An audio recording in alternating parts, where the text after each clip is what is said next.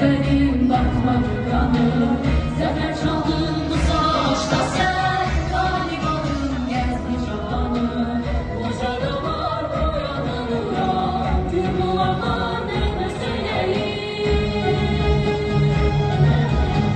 Yollar boyu açılır güler. Ayrılmasın bayrağına koşar. Hayır büyük aklını gazeter. Bayram eğilir cennine koşar. Yedi de sen olsun üzülür. Satıl desem atılır sever.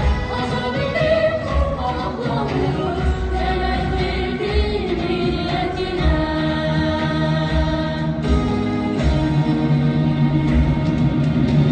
Bir millete tarih yazan. Zeferi pillere basan. Savaşında bütün çaba vermez sorgularına. Bir millete tarih yazan.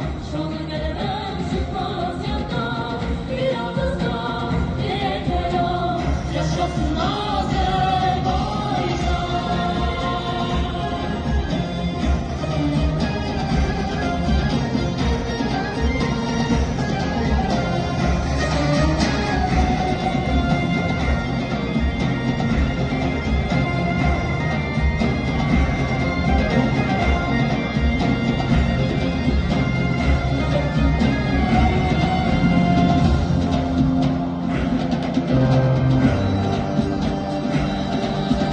Ben bir millete tarih yazar.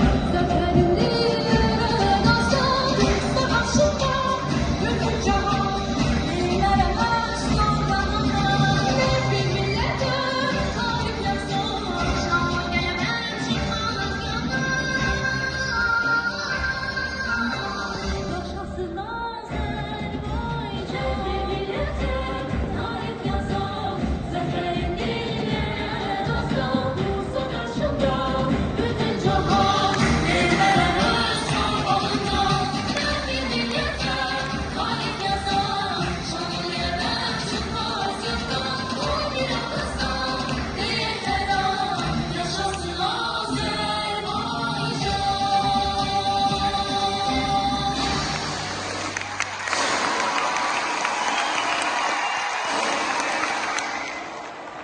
Yaşasın, yaşasın, daim yaşasın Azerbaycan.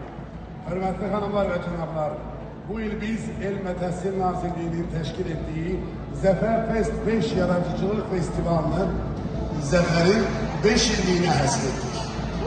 5 il əvvəl yazılan qələbə dastanı bugün də qəlblərimizdə gururla, səslərdə isə zəfər ahəngiyle yaşayır.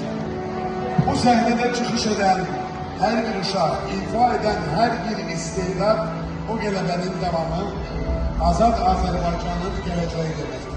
Qoy bu günün enerjisi, bu səhnenin işığı ve bu uşaqların istedadı bize yeni zəfərlərə aparan yolda ilham versin. Amin.